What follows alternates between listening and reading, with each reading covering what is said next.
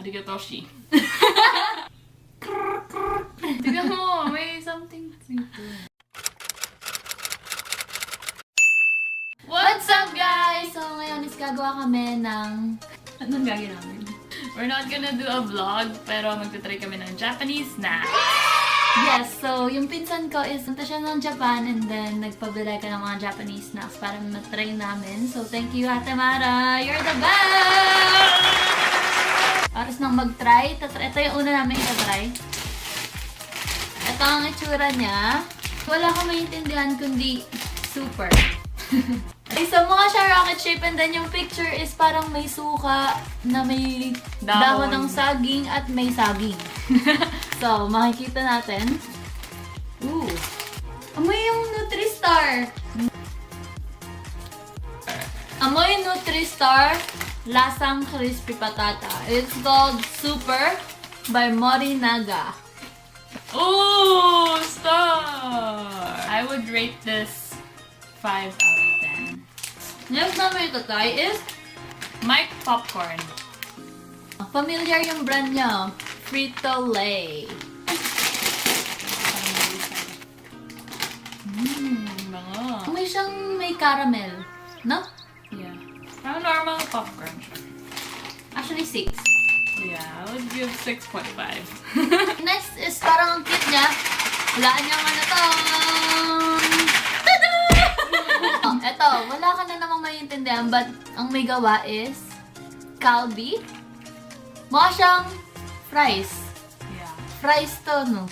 Patatas eh. Kain ng kambing. Okay, let's try. Ako naman ang magbubukas this time dahil what? amoy matamis. Ang cute talaga ng presentation nila eh, no? Akala ko meron siyang something na i-dip pang dip. Ganito ang itsura niya sa loob. Tinikman na niya. Tikman na natin. Walang lasa. I like it. Walang lasa? Wala masyadong lasa, pero yung gugustuhin mong kainin na kainin. Parang the more you taste it, the more magigets mo siya. So yung picture parang may potato, carrots, and broccoli. Hindi ko siya masyadong gusto. 4. Talaga, 4. It's a 6 for me. Pizza flavored potato chips. Ang bango. Amoy siyang... Bika! Ito yung loob. Para talaga siyang potato chips sa atin. Vika. Parang Lay's. Manamis-namis. Maalat-alat. Maasim-asim. Ito, 8 out of 10. Ang sarap. Ang sarap nito. Gusto ko. 7. Ito talaga yung masarap for me. Ano nga nirate mo dyan? 6. Anyway, moving on. Wala po tayong maintindihan kundi word na takoyaki. At meron dito, 30,000. Ano kaya? 30,000 calories ba yan? 30,000 pieces. But takoyaki is good. It's good. Kasi nung first time ko siya na-try, parang hindi ko bet. At saka nga pala, ito, yung dumating tong mga chips na to, yung pamilya ko gusto nilang kainin. Maasim-asim. Amoy maasim. Anyway, yung pamilya ko is gusto nilang matikman, but then walang gusto sumama sa akin mag-video. And ang tagal nito, kaya ngayon lang namin nagawa. I don't know how to describe it. Parang siyang weird flavor. Lasang teriyaki sauce.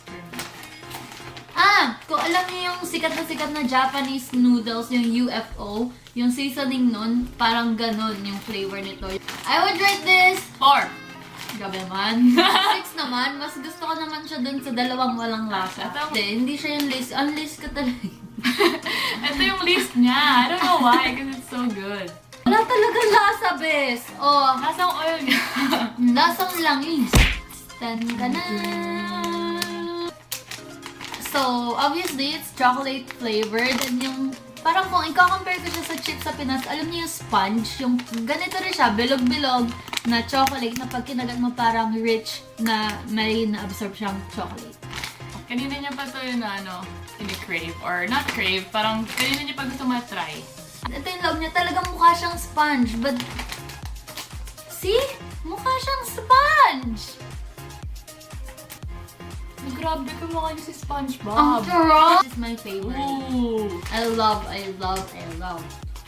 Mukha siyang magaspang at matigas. Pero pag kinagat mo siya, dali siyang mag-break.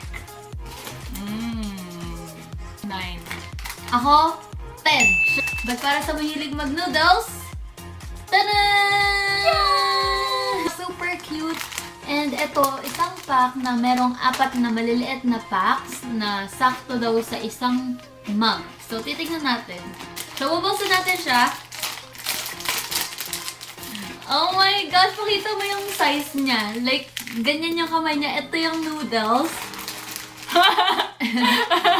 Pupunta ako sa work or gusto mo magdala lang ng noodles. Oh, di ba? Cute niya. So, ayun yung purpose niya. I think I would rate it 7. So, ito yung nice item. Ito is, binili ni Ate Mara separately dun sa pinagbila niya ng other chips. Ito daw is parang sa store near Mount Fuji. Because I think yun yung specialty nila. And of course, dinaya na din. Binuksan ko na. Ubus na! 3 na lang yung laman, but ito try pa rin namin. Kahit na-try ko na siya. Kakain pa rin ako, kakain pa rin siya. I haven't tried. I've never tried mochi. Yeah. Strawberry mochi. 1, 2, 3. Cheers. It's good. Sarap. Etong mochi, 9 out of 10. Ikaw? 8 out of 10. So, ito yung next item namin itatry. Ano siya? Gummies. Tapos kung hahawakan mo, parang weird. Kasi parang malambot, pero hindi napipisa. Tapos ano siya, oh. Ano ito? Parang grapes. Mukha rin kalamansi na makinis. Super cute ng packaging. Tiny lang siya. And resealable. Resealable? Mukha siyang grape. Oh, sabi ko hindi napipisa. Napisa. Ito yung loob niya. Para siyang mga ubas-ubas. Masarap siya, hindi siya super matamis, 'di ba? I like this. Ang second last is dalawang ganito. Sabi sa akin is biscuit daw to sa parang super sikat store sa Japan. It's called Tokyo Milk Cheese Factory. It's warning us na your cheek might drop. There's 2 different flavors, so which one do you want to try? This one is salt. Oh, I like salt. Whatever. I like salt. That's salted, and this is honey. Okay. Oh, parang siyang may palaman sa loob. Ganito siya. Pa-box lang siya na biscuit. Ito parang feel ko lengua de gato type. Salted first. Salted first. 1, 2, 3. Ang creamy niya! Creamy, salty, soft, crispy, hindi makunat. Para talaga siyang texture ng shortbread na pag kinagat mo, nagpupulbos. Yeah, tapos pag parang matutunaw siya sa bibig mo, tapos lalabas mo yung flavor. So this is honey. 1, 2, 3.